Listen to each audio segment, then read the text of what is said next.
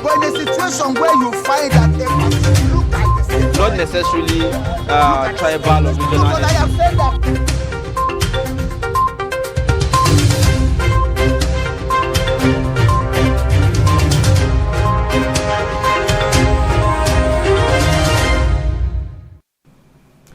All right, thank you for staying with us. This is Daybreak, and now we move into the next segment on the show, which is looking at the stories that made the headlines on our newspapers. We have in the studio Suleiman, Deputy Editor-in-Chief, Daily Trust newspaper, to review the stories with us this morning. Good morning, and it's good to have you, Janice. Good morning. Thank you for having me. Welcome to the program.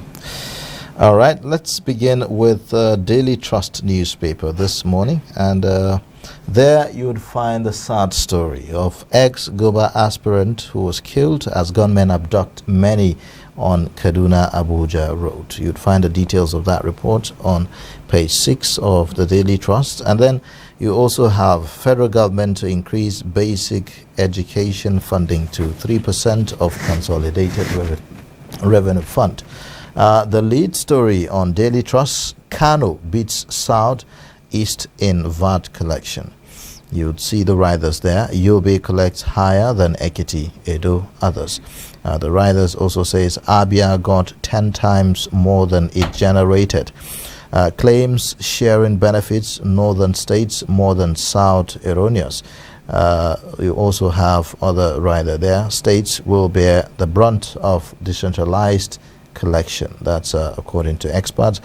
And then you have this infograph there, about this story. And then below that, bandits family trapped as Air Force bombards hideouts. 3 die in Gombe, Monarchs convoy crash. Unpaid arrears, FCT teachers insist on strike. We'll be looking at that much later on the program. Kill bandits, bring their corpses, weapons, army chief tells troops. These are the stories that made the headlines on the Daily Trust newspaper. Okay, let's take a look at some of the stories that made headlines on the Nation newspaper this morning. The Nation newspaper is leading with a story, INEC awaits President's action on Electoral Act. You'd also find Nigerians stranded abroad over expired passports. You'd also see prosecute illegal varsity operators. Afe Babalola tells NUC. So these are some of the lead stories on the Nation newspaper this morning. All right. Well, the next paper I'll be looking at is the Punch newspaper. The first story there, at the very top, you'd see short-term loans. Others push banks' assets to 58.51 trillion naira.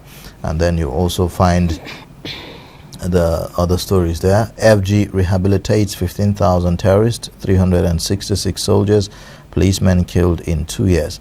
Invading Cameroonian rebels came by boats. Taraba community residents. Experts blame 2023 elections for 4.1 trillion naira rise in recurrent expenditure.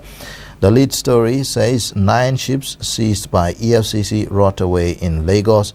Others, with the riders, no budgetary provision for Navy to maintain seized forfeited ships. Some of the vessels being managed by third parties pay rent to EFCC. I think these are the major stories on the Punch newspaper. Okay, the Guardian newspaper. Economy, new borrowing on the way as oil production reserves dwindle.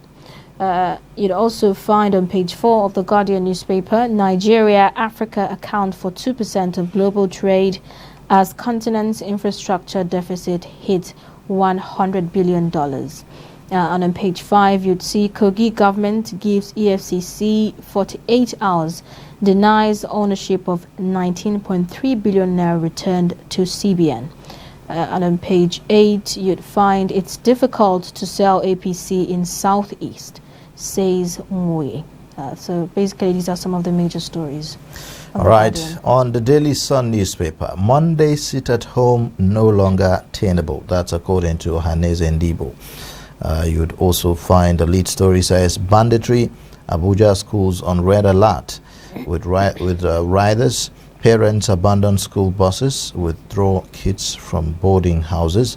We are on top of situation. That's according to the FCT. PDP will sack APC in 2023. BOT chairman says Nigeria in disarray. That's that on the Sun newspaper, and that's about the last paper we'll be looking at this morning. Okay. Now let's get perspectives on the stories. Again, we welcome you, reviewer, to the studio. Thank you. All right. Let's begin with the sad incident of this Abuja Kaduna, attack by bandits. Just some months ago, everybody is becoming relaxed that, well, maybe the road is now safer, and then this happens. What's the implication of this? Frankly, I don't know. When I say I don't know, I mean, is there anything that needs to be said again about insecurity in the north, in the country? Everything that needs to be said has already been said. What has not yet been done or done enough is action, and I mean collective action, which is what has been lacking. State governments are taking action. The federal government is taking action. The police, everyone is taking action, but they are not doing it in a coordinated manner. They are not doing it in a way that also involves citizens to also participate in their own security individually and collectively as well. So I think it is that deficit of action, if you allow me, that's just left to be said. The thing about this banditry is it has taken a nihilist turn, by which I mean that killing has become sport to those who do it. This is very clear, that it's no longer even just about money or about ransoms or even about rascality or lawlessness. There's a power psychologically, that people get if they have a sense that they are on the lives of others, they have some control over other people. I think we have got to that point with the bandits now. It is no longer, all of the reasons for which they do it no longer apply. Because you can take ransoms, you can collect money without all the killings, but it is becoming, or has become indeed, I stand by that, has become like sport. People are enjoying it in their own ways. This is how we have to understand this thing. And then this now asks the whole society a question. Are we content with this kind of thing? That the taking of human life extrajudicially and violently and indiscriminately and too frequently, are we comfortable with that as a society? That's what we need to ask. And the one person who should be asking that question more than anyone else is the President of the Federal Republic of Nigeria. Now, our roads are not safe, and now we're seeing the rail workers, going on strike. A lot of people see the rail as the safest means of traveling, and now they're on strike. How does this really affect us as a people? The railway strike? Yes. Okay, I thought I read somewhere yesterday that it's been called off or something, but No, it has. Okay, it has been called off. Yes, Okay. yes. The well, again, this is. I don't think it's too bad as such. If you were reading a 1921 or 1931 newspaper, you are likely to see railway staff also going on strike. If you are reading a newspaper in 1961 as well in Nigeria, you are likely to see railway staff going on strike. There's always this, there's a culture of striking by workers in the country, even at the slightest opportunity, and sometimes for even frivolous reasons. And sometimes the media, we always feel that government is bad, citizens are good. Government is guilty, citizens are innocent. It's not always true. For example, the reason why these people are going on strike, they are whoever is heading them, the president of the Association of Nigerian Union of Railway Workers, NUR, he was saying that they are being paid, drivers are being paid 36,000 naira, 30,000 naira, 26,000 naira. I doubt very, very much if that can be true. Because if you work for the Nigerian Railway Corporation, you are a federal government staff, because the company itself is owned by the federal government, right?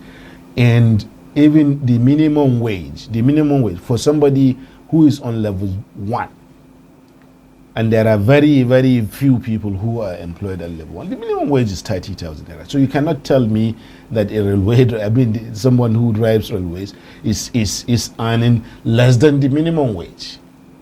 Nobody, it doesn't happen. At the minimum, he would maybe level 5. So there's no way somebody can now stay.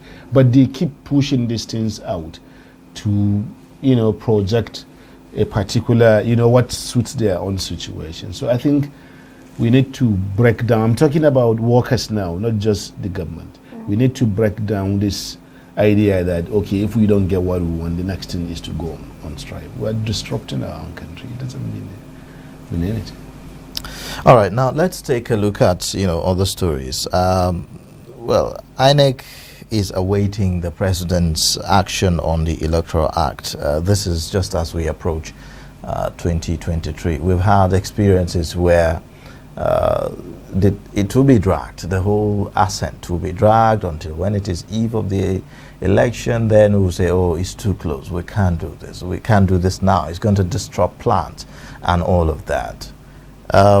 How important is this Electoral Act, to our 2023 election, and why do we need to be very urgent, in terms of implementing it? Well, the thing is, I doubt very much if that story will have anything new to say. I very much doubt it, because the process has been completed, We're waiting for presidential accent, The president would normally take his time, study the law and then maybe accent or withdraw his accent on it. The more crucial thing, and this is where the issues are the various provisions of the electoral bill itself and the interest that they have generated. I still feel that I've read quite a bit of that bill. I still feel that there are many sections of it that are even far more contentious, than those ones that people have focused attention on. So hopefully maybe if they become laws and then their implementations start, then maybe we'll begin to feel their impact, and then our attentions will be drawn there. But really, that in fact, when I was looking at that earlier, I was thinking of what would have been going on in the nation's newsroom that reported this story. We Daily Trust, we started this tradition that every day we will lead with an original story, a story that is generated by us, by ourselves, rather than by the newsmakers. So I can see that has become a tradition across all the newspapers now. So when I saw that, I was thinking that, well, these people are looking for an original story and they found one by all means. Otherwise, there's nothing new there to be said. Okay. So do you think the president is going to give a direct assent, or he might suggest, adjustments to some of the provisions in the bill? Well, that's the point. In some of the provisions, the National Assembly have said that, for example, the direct primaries section, they have said that if the president doesn't give accent, they are going to veto it. But you cannot veto a section of a law. You can only veto the entire law. So I think the politics has not entirely settled. My thinking is that the president will have a team that are studying the law, and then will report to him that, okay, these are the implications of each and or the various sections or the major sections of the bill. And then if he feels okay with each of these, he will then assent to them. If he doesn't, then he will report back to the National Assembly that he's not happy with this is his own position with this particular provision, his own position with this section, and so on and so forth. This is an entirely normal process in lawmaking. It is just that we are going close to the elections, and people are interested in what happens to the election. Otherwise, the process would normally have taken even longer. I don't think the president should be under any pressure in assenting to it. The point is that he needs to study it. His team needs to study the various provisions and give him feedback on what the implications are. You don't sign a law merely because people are expecting you to immediately. You have to understand what you are signing. So I think to that extent we just sit and wait. All right, now I'd like for us to take perspectives on the lead story on the Daily Trust newspaper this morning about Kano beat Southeast in VAT collection and all of that. Maybe you just give us highlight of that story before we round it up here. The major highlight is that all along the debate about VAT has been devoid of data. Has been a debate without evidence. It has largely been a debate stirred, with stories, and then almost entirely based on emotional outbursts and outrage, as usual in Nigeria. And now we got this data which shows very clearly that, wow, things are not the way they are. Part of the reason why the debate was so interesting is because it followed a particular narrative that northern Nigeria is feeding fat on southern Nigeria, as far as economic resources are concerned. This has never been true at any time in Nigerian history. It was not true even during the colonial era, where the story originated. But it's something that makes, it feeds our politics very well, because our politics is divided along regional lines, along ethnic and all this kind of things. So it works well there. This data is challenging all of that. It's showing that Kano State, for example, generates $24 billion. I mean, 24. Well, I hope that 24 billion naira, in the past 8 months between January and August. You understand? During the same period, the whole of southeastern Nigeria, all the 5 states that are saying they are suffering injustice, and because they are suffering injustice, they want to live in Nigeria. They want to, go out of Nigeria. Meaning that even that debate too is being driven by emotions rather than by data, by facts. So that are saying they want to leave Nigeria. All of them, all the 5 states generated 20 billion. But Abia State, even though it generated just 2 billion, it received 20 billion naira from the federal government during that same period. 10 times what it generated. What fairness can be more than that?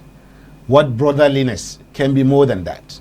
Because for it to generate that much, you would have had to take away from states like Rivers, states like Kano, Kaduna, states like Lagos and the FCT here that generated more, in order to give more to Abia State. You're following? So the argument has been driven largely by nonsense. Emotions. You understand? Like you said. As you've earlier mentioned, you said there has been no data, to show all of this. Would you say the whole debate around value-added tax was what prompted this to come out at this time? Yes, we have been on this story for more than a month.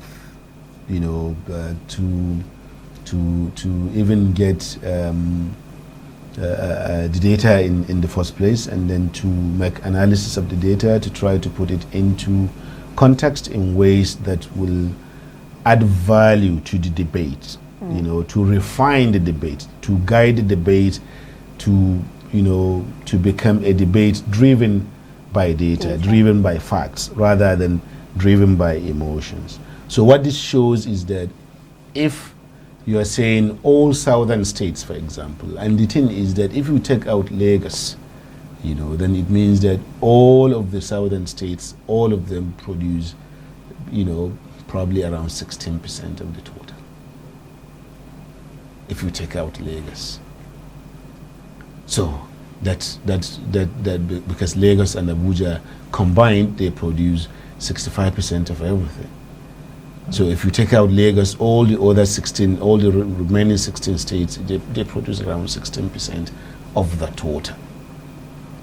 You know, so we're saying that the argument that we want to produce, we want to control the VAT generated from our own states. Well, it is technologically, I'm just being told that it's possible in some instances, but it also means that people will need circumspection, you know, because that one was a thinking based on the idea that, oh, Yobe there, they are not producing anything and they are getting more. But it turns out that Yobe is producing more than 7-8 states in the south. Well, very, very interesting revelation there, because, of course, like you said, that we've had several arguments that seem to give it a tone that says, well, the northern part of the country seems to be more like mind you, a the body. data is from the highest authority on these matters, the Federal Inland Revenue Service. Although, of course, how it's obtained, it's purely journalistic process. It's entirely different. Well, then, that's very interesting. For details of that, if you want to catch up, you can pick a copy of the Daily Trust newspaper. You would find that story on page 5. You would have all the details, all the data, and every other thing that you need to know. All right, with that, I think we'll wrap up the newspaper review for today. Thank you so much for coming and sharing perspectives with us on these stories that made the headlines. But in a situation where you find that look at the Not necessarily tribal or regional. I have said that